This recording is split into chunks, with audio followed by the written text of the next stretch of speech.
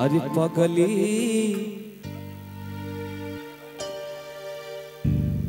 तू हमके अगरबत्ती दिखाओ तो कि भगवान के पूजा करत है। उधर देखा उधर उधर दिखाइए, उधर से फायदा होने वाला है। हमारे लगे का फायदा मिली तुमको? हाँ अच्छा हम गाना गाते हैं तो क्या मिलेगा? लजा गई कि अरे लगाता आज का दीगी दीवाना हो, अरे फोटो के चूम ले रोजाना हो,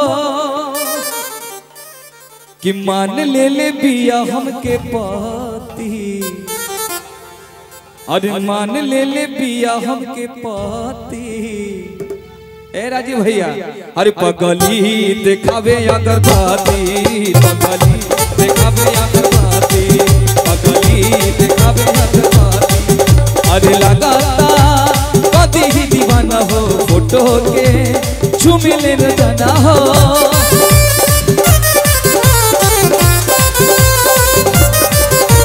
लगाता कदी ही दीवाना हो, फोटो के चूम ले रोजाना हो। अरे मान ले बिया हमके पहती, मान ले बिया हमके पहती। पगली दिखावे अगरबत्ती, पगली दिखावे अगरबत्ती, कि पगली दिखावे अगरबत्ती, पगली दिखावे अगरबत्ती।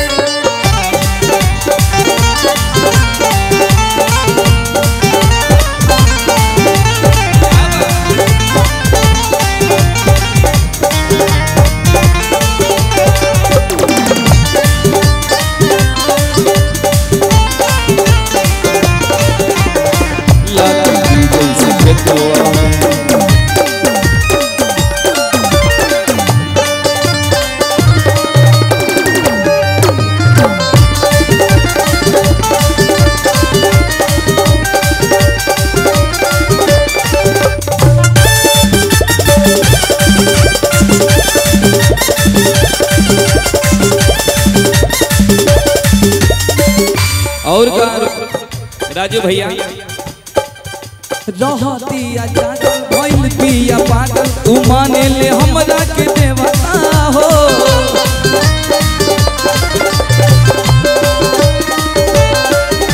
कोई चाहे शादी बजा बजा भाती, छपा ले पिया उने बता हो।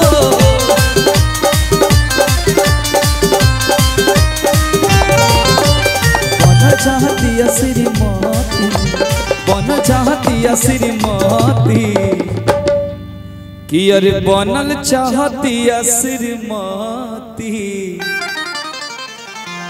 यो श्रीमती बनल चाहती, कि अरे बनल चाहती श्रीमती।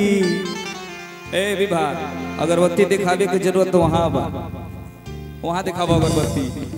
कि अरे बनल चाहती श्रीमती, पगली दिखावे अगरबत्ती, पगली दिखावे अगरबत्ती, पगली दिखावे अगरबत्ती, पगली दिखावे अगरबत्ती।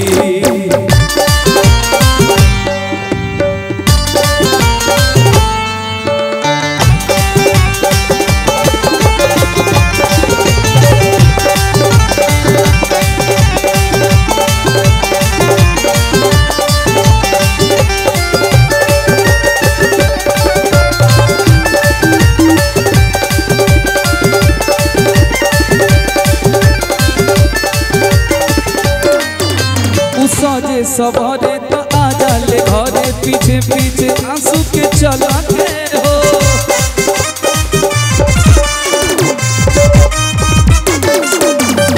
ए भैया कि उस सजे सवारे आजा लेके करे घरे, हमारे घर